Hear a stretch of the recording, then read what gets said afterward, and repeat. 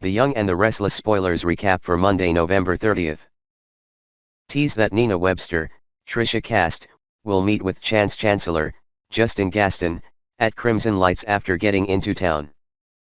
Chance and Nina will catch up, then Chance will ask Nina to be his best mom since he doesn't have anyone to stand up for him at the wedding. Nina will happily agree, and Chance will gush about his great fortune in having Abby Newman, Melissa Ordway. Meanwhile, over at the beautifully decorated Chancellor Mansion, Jill Abbott, Jess Walden, will arrive and bark orders at Esther Valentine, Kate Linder. Esther will grumble and walk off, and as Jill is talking to Catherine Chancellors, Jean Cooper, Portrait, Jack Abbott, Peter Bergman, will walk in. Noting that today is a special day since the three families are coming together. At the Grand Phoenix, Nick Newman, Joshua Morrow, will arrive to see Phyllis Summers, Michelle Stafford, in the lobby, noting that she's not dressed for the wedding. Phyllis will avoid the issue, saying that she thought they decided that she wasn't going to the wedding. Phyllis will then get a call about an emergency on the third floor, and she'll rush off to take care of it. Up in Abby's suite, Mariah Copeland, Cameron Grimes, will be alarmed to find that Abby has locked herself in the bathroom and won't come out. Abby will be crying, saying that the wedding's off and that she can't do this to Chance. Abby will flash back to 3 of her serious relationships that ended badly, and she'll say that the common denominator was her. Mariah will try to talk some sense into Abby, then she'll text Ashley Abbott, Eileen Davidson, for help. Back down in the lobby, Phyllis will come back to Nick after her emergency is resolved, and she and Nick will see Ashley rush through the lobby and onto the elevator. Phyllis will note that Ashley blew her off, and that she probably doesn't want her anywhere near the wedding. Nick will insist that he wants Phyllis to go to the wedding with him. Phyllis will ultimately refuse. Back up in Abby's suite, Ashley will talk through the bathroom door with Abby. And Abby will say that she has scientific evidence that she shouldn't be getting married, a long line of broken relationships. Ashley will give Abby a little pep talk, but Abby won't budge. Over at Society, Nikki Newman, Melody Thomas Scott, and Victor Newman, Eric Braden, will be finishing breakfast when Victoria Newman, Amelia Heinel, walks in. Victoria will say that they should put aside their differences today for Abby's sake. Victor will agree, but then he'll mention Billy Abbott, Jason Thompson, and Victoria will walk off in short order. Back at the Chancellor Mansion, Nina and Chance will arrive, and Chance will quickly get an SOS text about Abby's meltdown. Chance will make an excuse and rush out. Jill and Jack will reminisce about how the Chancellor Mansion used to be the place to have a party. And they'll flash back to a party where Catherine and Jill snarked at each other as only they could do. Soon, Nikki and Victor will arrive, and everyone will note that this is a great day for the Abbotts, Newmans, and Chancellors. Victoria will walk in and ask about Abby, and Tracy Abbott, Beth Maitland, will enter and say that the bride isn't there yet. Meanwhile, in Abby's suite at the Grand Phoenix, Ashley will still be trying to get Abby to reconsider, when Chance comes in and takes over. Mariah and Ashley will leave the room. Chance will listen to Abby go on about how she's a mess, and he'll interrupt her, saying that he loves the mess that she is. Chance will tell Abby through the door that he was afraid this morning that Abby was too good for him, and Abby will insist that she's the one who doesn't deserve him. Over at the Chancellor Mansion, Ashley will arrive to say that the bride will be there shortly. Victor and Ashley will have a nice moment together talking about Abby, and they'll flash back to their romance in years past. Both Ashley and Victor will be glad they ended up as friends. Ashley will then head up to a bedroom, where Tracy will note that there's someone else who would have loved to have been there today, Brad Carlton, Don Diamont. Ashley will flash back to deciding with Brad what to name Abby right after she was born, then she'll say that Brad loved Ashley so much. Down in the living room, Devin Hamilton, Bryton James, will arrive, and after a little talk about Catherine with Victor, he'll get a call from Mariah to stall the ceremony for a few minutes due to Abby's meltdown.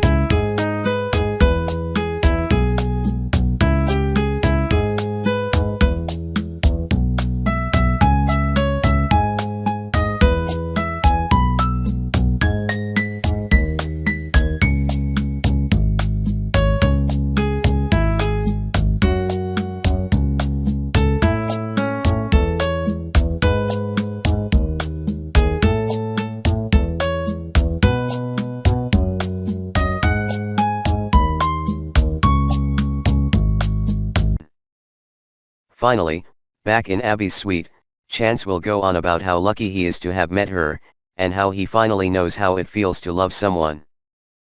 Abby will open the bathroom door and come out in her robe, looking at Chance. It sounds like a lot of YNR drama is heating up for Monday's episode, so stay tuned. We'll give you updates as YNR news comes in throughout the weekend. At the psychiatric facility, Adam peered out a window covered on the outside with iron mesh. Dr. Rhodes entered through a locked door and asked if Adam understood why he was there. Adam claimed he was there because his father wanted to punish him. Dr. Rhodes explained that a licensed therapist had provided a dossier to a judge about Adam's psychological state. Adam knew at once that Sharon was the therapist.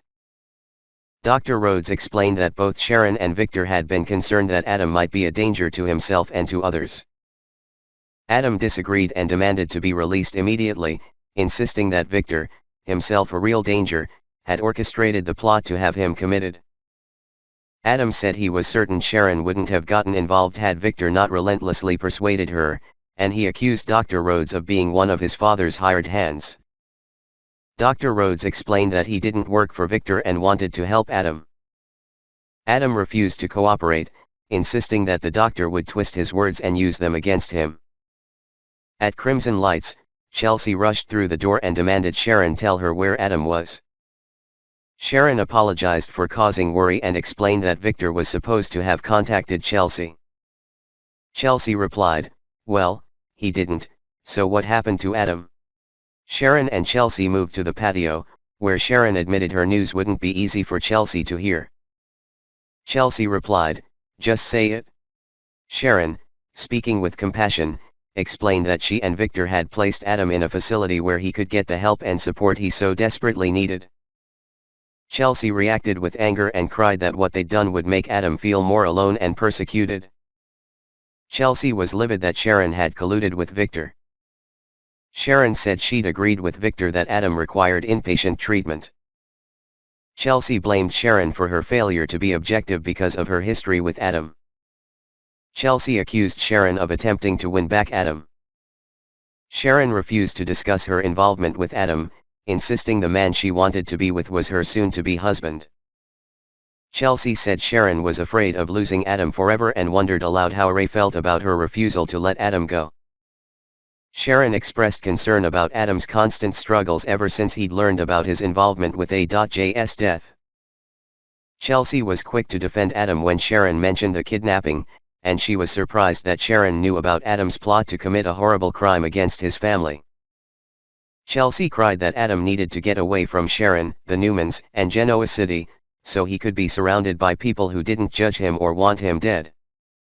Sharon told Chelsea that if she still loved Adam, she'd understand that professional treatment was necessary. Chelsea insisted she knew how to help Adam and told Sharon she was a pathetic woman trying to hold on to someone she'd let slip away. Chelsea vowed to get Adam released.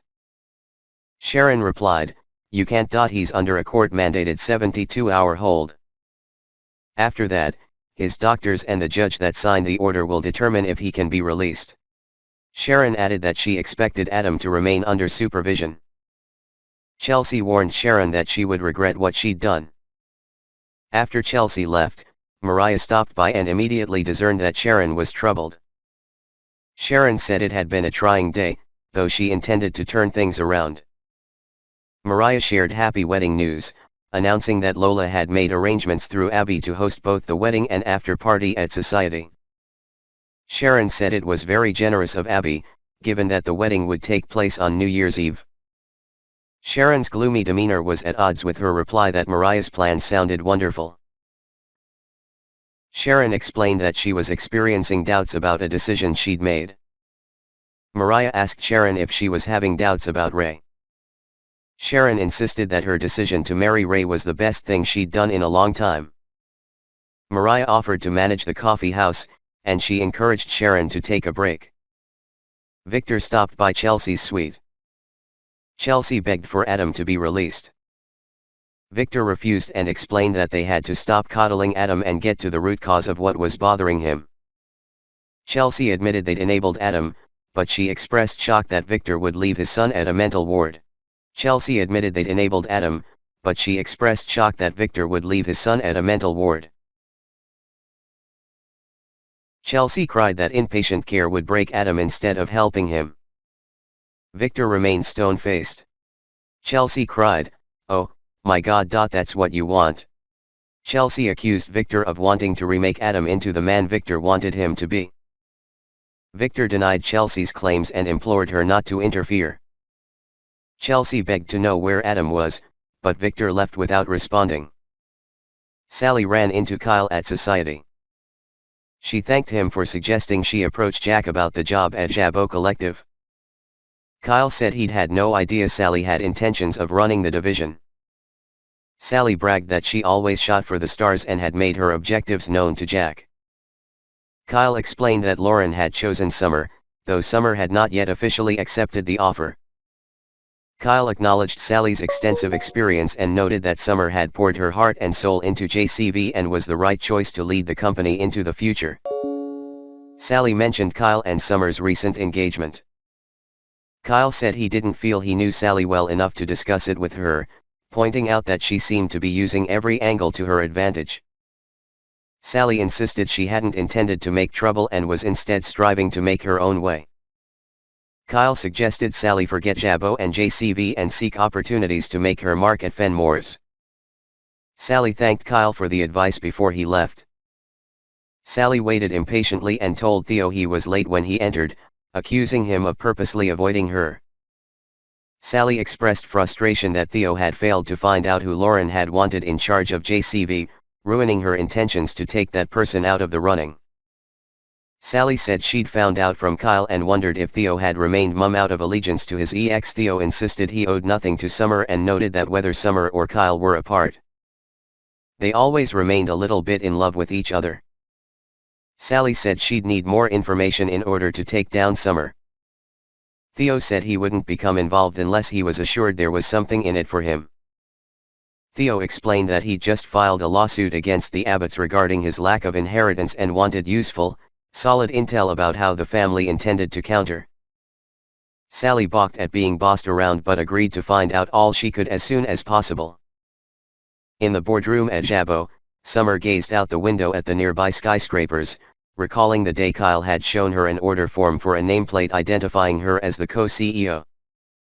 Kyle had laid out his vision of their future working relationship. Another memory popped up involving the large house with a pool and a movie theater Summer had envisioned for them. When Summer had asked Kyle what he'd wanted, he'd replied, "You. Just you." After Summer's moments of reminiscing concluded, she sent a group text to Jack and Kyle, requesting they join her to talk. Ray knocked on Chance's door at the Grand Phoenix. Ray entered and said he was glad to see Chance out of the hospital. Chance reported that he felt stronger every day. Ray informed Chance that the genetic material from the earbud found at the shooting site was a match to the DNA lifted from an earbud in Billy's briefcase. Chance replied, "But you still need to confirm that the DNA on both is Billy's." Ray said he intended to use a warrant to gather a sample. Chance, reluctant to accuse Billy, admitted that a couple of earbuds didn't constitute a case. Chance warned that it wouldn't be easy to go up against one of the most powerful families in town. Ray phoned the station and learned that Billy's DNA was on file due to a DUI charge back in 2015. Ray acknowledged that finding the gun was the key to getting Chance the justice he deserved. Ray added, "And God help him, the justice Adam deserves, too." Billy entered the Abbott mansion and called out to Jack. Billy checked his phone and read a text message from Lily asking if he was okay. Billy replied, "Can't stop thinking about me, huh?" Lily wrote back that Billy shouldn't flatter himself, and she promised to talk soon. Jack entered and greeted Billy. Billy didn't mince words and admitted he was a suspect in a shooting, adding that Adam had been the intended target. Billy told his brother that police had even searched his office and had taken a few things for inspection. Jack was shocked and said he hoped the investigation would end soon. Billy said Amanda was serving as his lawyer, though he feared he might need someone else, should he end up being charged with attempted murder. Jack assured Billy he'd stick by Billy's side and suggested Billy focus on work. Billy explained that Lily had suggested he step away, so he felt like a man without a kingdom. Jack sighed, seemingly identifying with the deep worry and discontent his brother was suffering. Jack expressed concern that with his back against a wall, Billy might cave in and retreat to his old ways. Billy assured Jack he wouldn't jeopardize his work. Billy added that his leave time had provided a blessing in disguise that he wasn't yet ready to discuss. After Jack left, Billy talked to someone on the phone about the status of the investigation and assured the person that he always protected his sources. Billy listened to the caller and responded, "Ray did that." Billy requested he be contacted when additional information was revealed. Ray stopped by Lily's office in search of Billy. Lily said she thought Ray had gotten all he'd needed the day before. Lily explained that Billy had taken a leave of absence. Ray assumed Billy's decision was related to the investigation. Lily calmly stated that she had no doubts that Billy was innocent. Ray reminded Lily that Billy had once pulled a gun on Adam and asked if she thought him capable of doing it again. Lily replied that it hadn't crossed her mind for a second that Billy might have aimed a shot at Adam. Lily reported that Billy had found happiness after a long time and had worked hard to get to a good place. Lily added that Billy enjoyed his work, was on good terms with Victoria, and spent as much time as he could with his children. Lily assured Ray that Billy was no longer obsessed with the Newmans. Ray advised Lily that Billy's actions told a different story. Ray expressed doubt that Billy had let go of his pain and anger, given what Adam had done to him. Lily explained that Billy had published an article about Adam instead of wielding a weapon. Lily insisted that the old Billy no longer existed. Lily suggested Ray focus his attention on a wannabe killer running loose. After Ray left, Billy showed up. Lily asked him if he knew what a leave of absence meant. Billy said he'd learned from a source at the police station that Ray was testing his DNA. Lily said Ray would only test Billy's DNA if he had evidence to compare it to. Billy insisted there wasn't any incriminating evidence because he had not been anywhere near the scene of the crime when Chance had been shot. Lily said she'd tried to convince Ray he was 100% wrong about Billy. Billy expressed concern about Ray's aggressive tactics. Billy changed the subject and suggested being away from the office would allow him to see Lily outside the office without blurring the lines. Billy asked Lily if she'd consider going on romantic dates. Lily smiled and said she would. Billy entered the Grand Phoenix and found Ray waiting for him. Ray told Billy they'd found the gun believed to have been used to shoot Chance. Ray said the weapon had been broken down and tossed into a dumpster next to a building that housed Chance Com. Ray informed Billy that the gun was registered to him. Billy's jaw tightened, but he didn't immediately respond.